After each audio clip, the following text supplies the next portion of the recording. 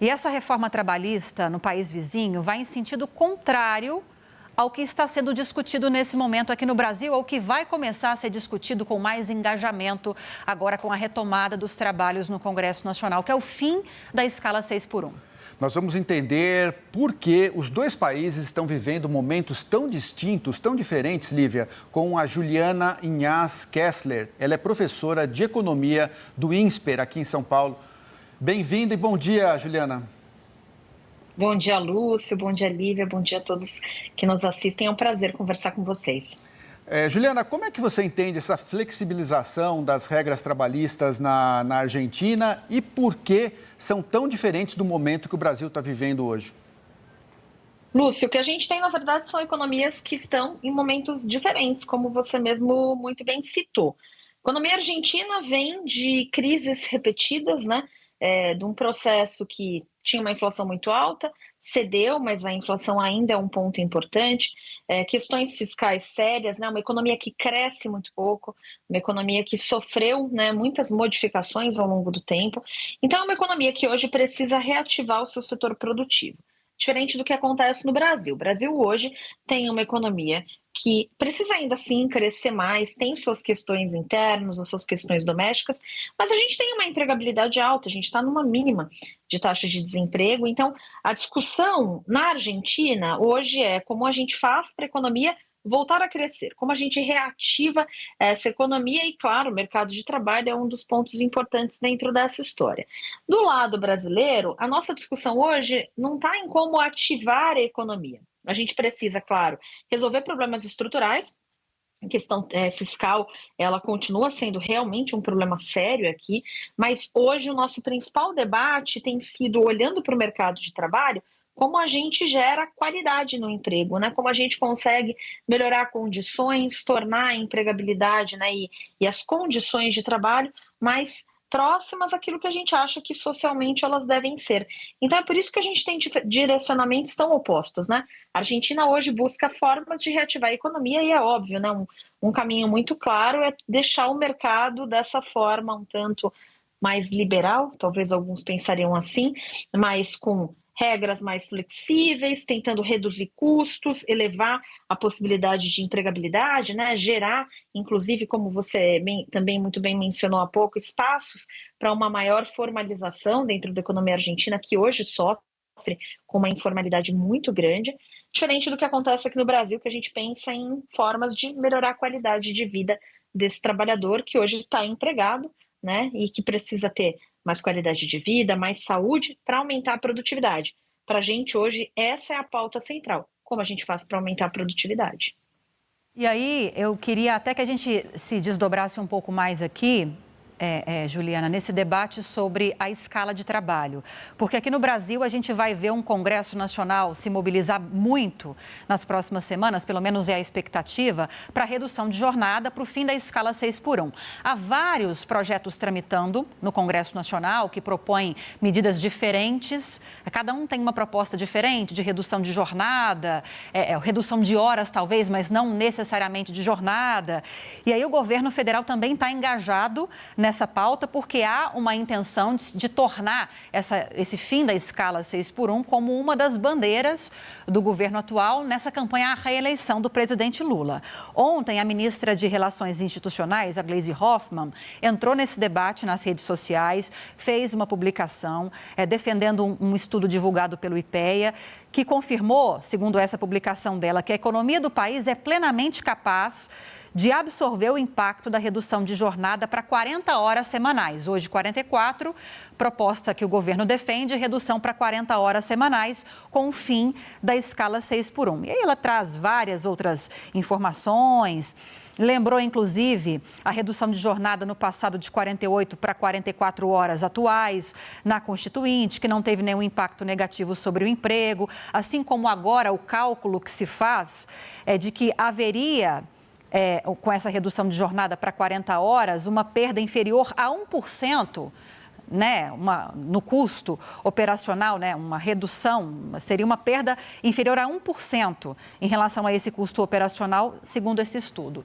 E aí agora na Argentina a gente tem um debate contrário, né, que quer propor, respeitando-se o prazo de descanso, de horas extras e tudo mais, uma permissão para uma carga horária de 12 horas num dia.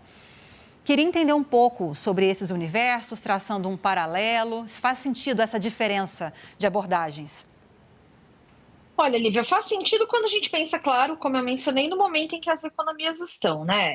É óbvio, né, que você tornar o trabalho mais flexível, isso também é uma questão de maturidade econômica. Você deixa para que o trabalhador decida, né, se ele quer. Ninguém vai obrigar o trabalhador argentino a fazer jornadas de 12 horas. Né? Mas numa economia que quer crescer, numa economia em que as pessoas precisam de renda, muitas vezes esse sim vai ser o caminho escolhido por uma parte significante desses trabalhadores. E no final das contas, isso parece sim uma forma de fazer com que a economia cresça. Quando a gente pega o que acontece aqui no Brasil, eu acho que um ponto muito sensível no debate da mudança da escala de trabalho aqui no Brasil é a ausência de um debate um tanto mais aprofundado sobre como é que a gente traduz essa redução da escala de trabalho num ganho de produtividade. Porque, na prática, o que a gente vai ter aqui no Brasil, e é isso, né, não só que a ministra Gleisi Hoffmann defende, mas como também toda a comissão ali que hoje tenta aprovar essa redução da escala de trabalho, é que a gente tem uma redução do número de horas trabalhadas sem mudança salarial. Então, as pessoas diminuiriam o tanto que elas trabalham sem ter uma redução no salário que elas recebem. Isso só vai realmente gerar benefícios para a sociedade a partir do momento em que a gente consiga, de fato, fazer com que esse trabalhador que vai produzir menos se torne, menos horas, na verdade, né? Vai trabalhar menos horas, possa se tornar mais produtivo, eventualmente não reduzindo o tanto que ele produz ali naquele período em que agora ele vai trabalhar um pouco menos, né? Tem menos horas ali nessa conta. A gente não tem hoje uma garantia desse resultado. Né? Ainda que a gente tenha vários estudos, como esse que a ministra traz do IPEA, que tenta mostrar que o impacto é relativamente pequeno, existem também outros estudos, inclusive um estudo interessante da FGV, né, do seu Instituto IBRE, que mostra que o impacto pode ser significativo, porque depende muito de como a economia vai absorver essa mudança. Né? Pode ser que essa redução do número de horas, ela na verdade se traduza em uma redução da produção, com um custo maior que possa gerar, inclusive, pressões inflacionárias no curto prazo. Né? Então, esses resultados, assim, a gente está hoje trabalhando, claro, em cima de diversas projeções. Particularmente, eu acho que falta ainda dentro dessa redução da escala da jornada de trabalho um debate um pouco mais sério e mais aprofundado sobre como a gente traduz isso em ações que possam gerar o ganho de produtividade, né? Agora, esse é um debate que nós estamos tendo hoje no Brasil numa condição de uma economia que, bem ou mal, tem um crescimento econômico, que está conseguindo controlar a sua inflação, ainda que com um custo elevado, de uma taxa de juros elevada, e que, de alguma forma, tem aí uma solidez econômica muito maior, claro, do que a economia argentina, que vem aí de repetidas crises. Então, nesse aspecto, a gente realmente vai em direções que parecem ser opostas, mas é porque nós estamos em posições também muito diferentes, né? No caso da economia argentina, o que a economia argentina entende como um caminho, né, factível para voltar a crescer é tentar reduzir custos. Uma parte da redução de custos é o custo que o empregador tem hoje com o seu funcionário, com a quantidade de trabalhadores que ele coloca para dentro da economia. É uma forma de resolver a questão? Sem dúvida é um caminho, mas é óbvio, né? Existem todas as preocupações sobre precarização das condições de trabalho, que são questões que certamente a economia argentina vai ter que voltar a debater, talvez em algum momento. Me parece que esse não é o momento nem a pauta que o governo está querendo debater agora. O governo está querendo primeiro crescer, né? Então a ideia é vamos crescer para depois a gente entender como a gente melhora a distribuição desse crescimento.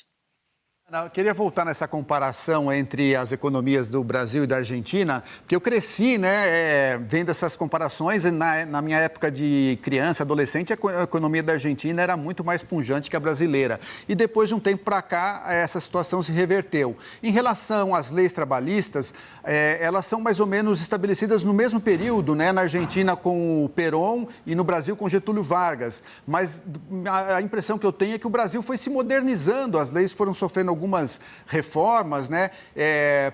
A que se atribui, então, esse sucesso da economia brasileira e ter um mercado de trabalho mais dinâmico, embora os dois tenham uma informalidade muito grande, né?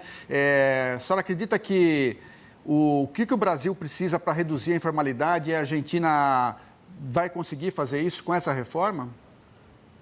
Olha, Lúcio, eu acho que quando a gente pensa, né, na trajetória das duas economias, de fato, elas são muito diferentes, né? O Brasil, ele tem também problemas fiscais, assim como a Argentina, mas a gente teve momentos em que algumas rotas e alguns caminhos foram se alinhando, né? A crise na Argentina, ela foi se agravando, né? Períodos longos aí de questões fiscais muito complicadas, muito complexas, um mercado que tem um funcionamento específico também muito particular.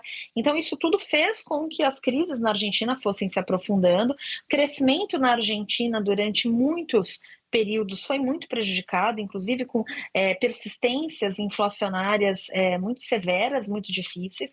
Então, isso tudo deteriora muito as condições econômicas do país e, óbvio, favorece uma disfuncionalidade muito grande no mercado de trabalho. Porque a partir do momento que você cresce pouco, que você tem muita inflação, que você tem muita incerteza, o setor produtivo ele retrai, né? Então, essa retração do setor produtivo, ela também torna muito difícil em países como Argentina e Brasil, que são países de uma tradição, né, em políticas sociais muito forte, fica muito difícil que você consiga aprovar, muitas vezes, políticas que não são tão populares, né? A gente sabe que essas políticas na Argentina não são populares, né? Ainda que essa modernização, como você menciona, das regras trabalhistas no Brasil tenha acontecido, e nós colhemos o fruto disso, existem pontos positivos de mudanças como essas. Mas existem também os ônus, né, os custos que estão atribuídos a mudanças como essas. As sociedades, elas precisam ponderar custos e benefícios e entender o que é importante naqueles momentos do tempo. O Brasil teve bastante, talvez um pouco mais de sucesso, porque as nossas condições econômicas pós-estabilização econômica em 94 permitiram, durante um período significativo de tempo, que a economia voltasse a crescer, tivesse dinamismo, e em momentos de crescimento econômico fica mais fácil fazer modernizações como essas. No caso da Argentina, a Argentina realmente precisa conseguir uma estabilidade econômica.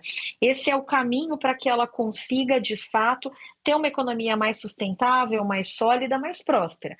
Uma parte do caminho está, sim, em modernizar essas relações. A questão é que certamente ficaria muito mais fácil para eles fazerem isso, como foi feito aqui no Brasil, no momento de um crescimento maior, no momento em que você tem espaços, né, para que a sociedade entenda que existem ganhos a serem colhidos em medidas que nem sempre são populares.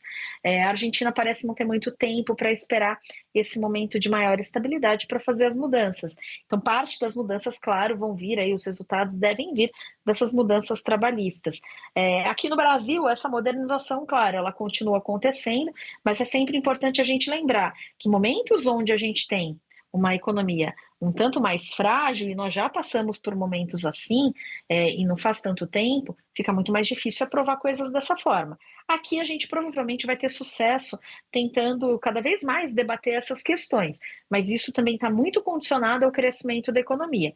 Se a gente começar a ter reversões nesse processo de crescimento, ainda que seja um crescimento pequeno, se ele é revertido, vai ficar certamente muito mais difícil seguir com pautas assim. Queria agradecer a sua participação. Falamos com Juliana Inhas Kessler, professora de Economia do INSPER. Juliana, bem-vinda sempre. Obrigada, viu, pela participação. Um ótimo fim de semana para você. Obrigada, Lívia, a todos nós.